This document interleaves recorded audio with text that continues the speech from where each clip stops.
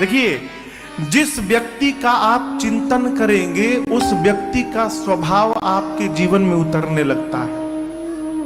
ये प्रैक्टिकल आपसे कह रहा हूं। साधु का चिंतन करिएगा तो जीवन में साधुता उतरेगी, दुष्ट का चिंतन करिएगा तो साधु होने के बाद भी एक ना एक दिन दुष्टता अवश्य दिखाई पड़ जाएगी। भगवान शंकर के चिंतन से क्या होगा? जितने समस्या में बाबा रहते हैं उतनी समस्या में हम और आप नहीं रहते। अब आप कहोगे महाराज शंकर भगवान समस्या में रहते हैं?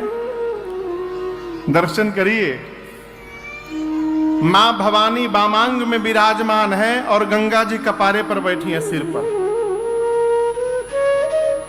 श्रीमती जी बगल में बैठी हैं और गंगा जी मूसक है, सांप और चूहा आमने सामने है, लेकिन सांप चूहे को छू नहीं रहा है। ये समस्या है कि नहीं है? कार्तिकेय जी चलते हैं मोर पर, नंदी एक साथ खड़े हैं लेकिन सिंह नंदी को छू नहीं रहा है। ये समस्या नहीं है तो और क्या है? इतने विरोधाभास जीवों को एक साथ लेके बाबा चल रहे हैं, लेकिन आप दर्शन करिए कितना आनंद है। कारण जानते हैं आप क्या है?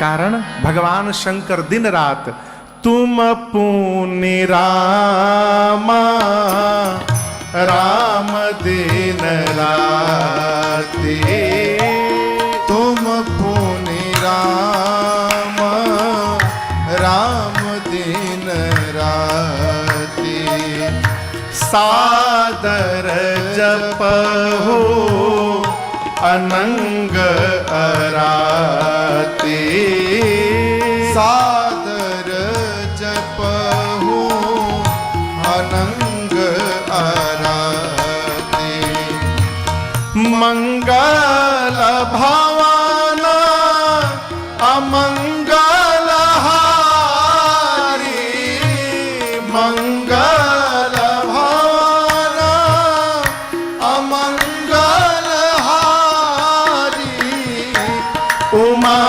सहित जही जपत पुरारी, उमा सहित जही जपत पुरारी, उमा सहित जही जपत पुरारी। भगवान शंकर दिन रात भजन करते रहते हैं। तुम पुनि राम राम दिन राति। देखिए, संसार प्रमाण पत्र बनावे उसका भरोसा मत करिएगा। जिसके साथ दिन रात जी रहे हैं वो प्रमाण पत्र बनावे उसका भरोसा करिएगा। समाज में तो सभे साधु बना हुआ है। किसी भी पुरुष के निकट उसकी स्त्री को छोड़कर दूसरा कोई नहीं रहता, और वो पुरुष सौभाग्यशाली है जिसकी अर्धांगिनी कहे कि मेरा पति साधु है, उसको किसी से और प्रमाण पत्र लेने की आवश्यकता नहीं। यहां बाबा को मेरी मां कह रही हैं कि तुम पुनि राम राम दिन राति। प्रभु आप दिन रात राम राम जपते हैं, और इस भजन का प्रभाव है कि सारा विरोध भगवान शंकर के घर से समाप्त हो गया। इतने विरोधाभास में रहने वाले जीव भजन का प्रभाव देखिए, सब शांत हो गए। जहां भजन होता है वहां विरोध नहीं होता, और जहां भजन नहीं है वहां केवल और केवल विरोध होता। और भजन का प्रभाव पूरे ब्रह्मांड में मेरे बाबा जैसा गृहस्थी नहीं मिलेगा आपको।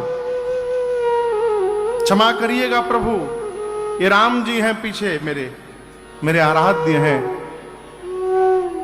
लक्ष्मण जी की पूजा अकेले नहीं होती है, तब होती है जब राम जी के साथ रहते हैं। शत्रुघ्न जी की पूजा अकेले नहीं होती, जब दरबार में रहते तब होती है। लेकिन मेरे बाबा का परिवार देखिए, शंकर भगवान की अकेले पूजा, मैया की अकेले पूजा, गणपति भगवान की अकेले पूजा, कार्तिकेय भगवान की अकेले पूजा, गंगा जी की पूजा, नाग पंचमी के दिन सपुओं की पूजा होती है, नंदी की पूजा, पूरा परिवार पूजनीय है, केवल और केवल भजन का प्रभाव है। आप दर्शन करिए, केवल कोई भगवान नहीं मिलेंगे जिनके घर के प्रत्येक सदस्य की अलग अलग पूजा हो रही हो, केवल बाबा मेरे। क्यों? बाबा जैसी कोई दूसरी गृहस्थी नहीं है? भगवान शंकर को इसलिए स्मरण किया गोस्वामी जी ने कि जिस प्रकार झंझट में रहने के बाद भी उनका भजन बनता रहता है, उसी प्रकार झंझट में रहने के बाद भी ये मानस जी की कथा पूरी हो जाए। बाबा आप कृपा बना के रखिएगा मेरे पर। ये पहला श्लोक। दूसरे श्लोक में गोस्वामी जी ने भगवान के मुख को प्रणाम किया। प्रसन्नतां या नगताभिषेकतः तथा